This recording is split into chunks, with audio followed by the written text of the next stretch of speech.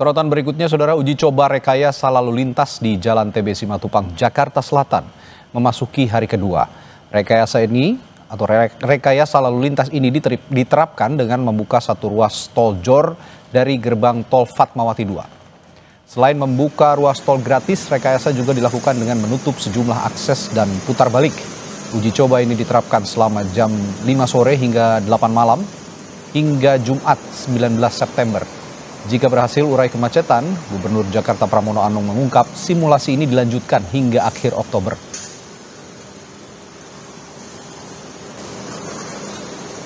Simulasi ini akan diadakan selama 5 hari dari jam 17.00 sampai dengan 20.00. Kalau kemudian dalam simulasi ini berhasil menurunkan kemacetan yang ada di Simatupang maupun di Fatmawati ini, maka saya sudah meminta kepada Dinas Perhubungan untuk bersama-sama dengan BPJT dilakukan sampai dengan akhir Oktober. Saya juga sudah meminta kepada MRT dan Transjakarta, terutama untuk Transjakarta, mereka untuk mempersiapkan supaya naik turun bis tidak lagi seperti yang tadi saya lihat. Itu menutup dari 2 jalur menjadi tinggal 1 jalur. Dan itu menjadi salah satu penyebab kemacetan yang ada di TB Simatupang ini. Kita pantau situasi terkini hari kedua uji coba rekayasa lalu lintas di Jalan TB Simatupang, Jakarta Selatan. Sudah ada jurnalis Kompas TV Ariel Wiranata dan juru kamera Adini Anissa. Ariel, sudah jam 5 lebih, apakah jalur tol sudah dibuka untuk umum dan seperti apa rekayasa lalu lintas hari kedua ini, dan seperti apa juga evaluasi yang sudah dilakukan Pemprov?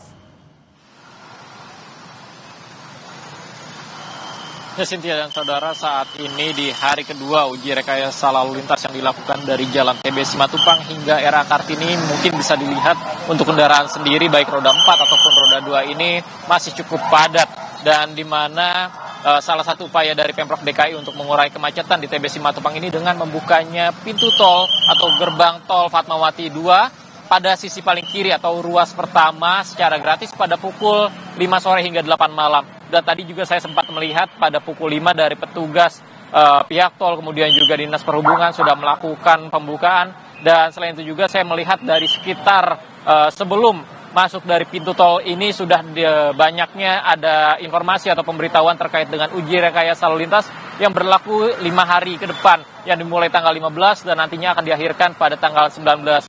Lalu kemudian juga terkait dengan efektivitas ini, nantinya dari Pemprov DKI tentunya akan berkoordinasi dengan Dinas Perhubungan dan nantinya mereka akan melihat dalam waktu 5 hari ke depan apakah dari uji rekayasa lalu lintas yang mulai dari pembukaan gerbang tol, lalu kemudian juga ada pembatasan akses putar balik pada beberapa titik di Jalan TB Simatupang ini, dan selain itu juga akan menargetkan perampungan proyek galian yang berada di Jalan TB Simatupang hingga RA Kartini, yang dimana proyek galian ini sudah berkoordinasi dengan PAL, kemudian juga PAM dan Dinas Bina Marga. Dan nantinya pada 5 hari ke depan akan dilihat oleh Pemprov DKI apakah efektif.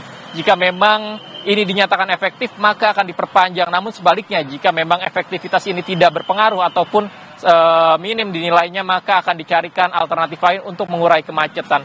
Dan sebelumnya juga saya sempat bertanya pada beberapa pengguna jalan. Mereka mengeluhkan terkait dengan kemacetan yang berada di TB Simatupang ini karena bagi mereka salah satu penyebab utamanya adalah imbas dari proyek galian yang cukup memakan ruas jalan yang berada di TB Simatupang ini, sehingga terjadinya beberapa titik kemacetan. Namun memang untuk di Jalan RA Kartini ini setelah dari TB Simatupang masih terlihat cukup lancar walaupun memang padat, namun pada TB Simatupang sendiri masih terlihat padat merayap. Cynthia. Baik, terima kasih atas laporan Anda, jurnalis Kompas TV Ariel Wiranata melaporkan langsung dari kawasan TB Simatupang, Jakarta Selatan. Selamat bertugas kembali, Ariel.